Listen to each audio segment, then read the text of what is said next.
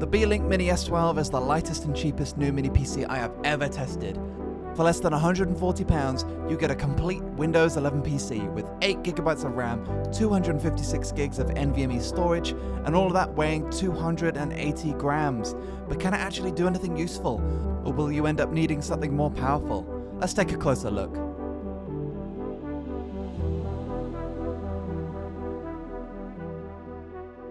Hello and welcome to another video. Today we're looking at the Beelink Mini S12, which is super cheap. I picked this up on Amazon for £133, which for a full system is crazy. I have no idea how they're making them this cheap, to be honest. Inside the box you get the standard Beelink experience with the instruction manual on the bottom and the accessories box on the top. You get given a very basic user manual in different languages, but it should be good enough to get you going. Under the foam pad you have the PC itself in a little plastic bag.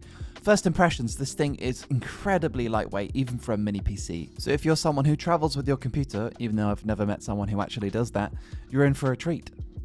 In the accessories box you are given a standard HDMI cable, as well as a really short HDMI cable, just in case you want to mount it on the back of a monitor or something like that. You also get a lightweight power adapter, not a power brick, which is great, keeping that weight down. This thing can supply up to 36 watts. You also get a bag of screws and a Visa mounting kit, which is a great addition for a PC of this price. They really didn't have to include it, but they did anyway.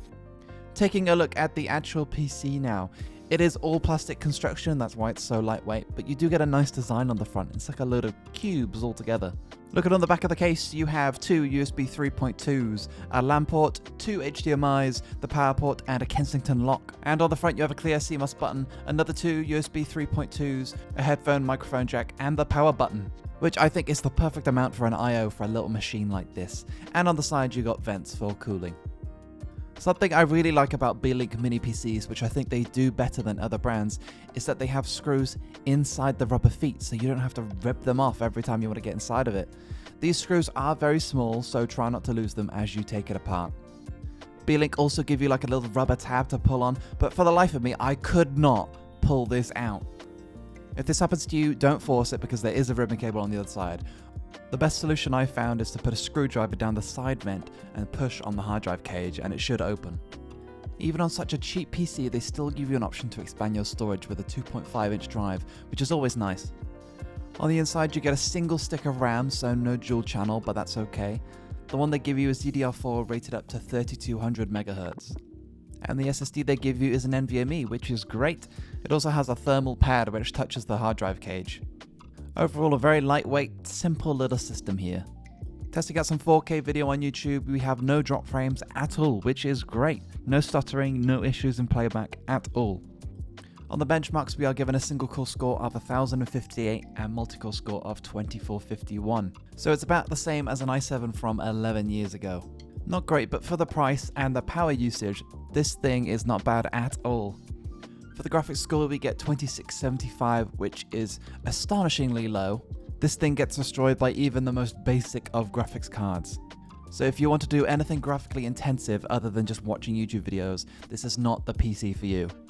In TimeSpy it's the same story, averaging around about 2 or 3 FPS in the test. So as you can guess, this machine is not going to be good at games, but I thought I'd try some anyway, and that's what we're going to look at now.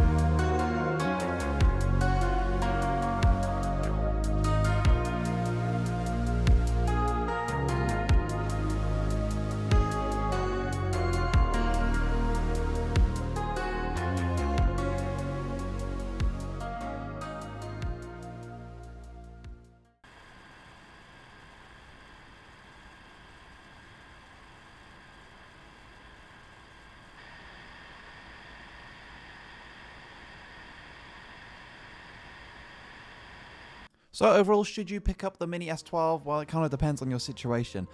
I think it's a good choice if all you need to use is the internet browser or some office applications. Or let's say you already have a PC and you just want a PC that has really low power usage. That's another good use.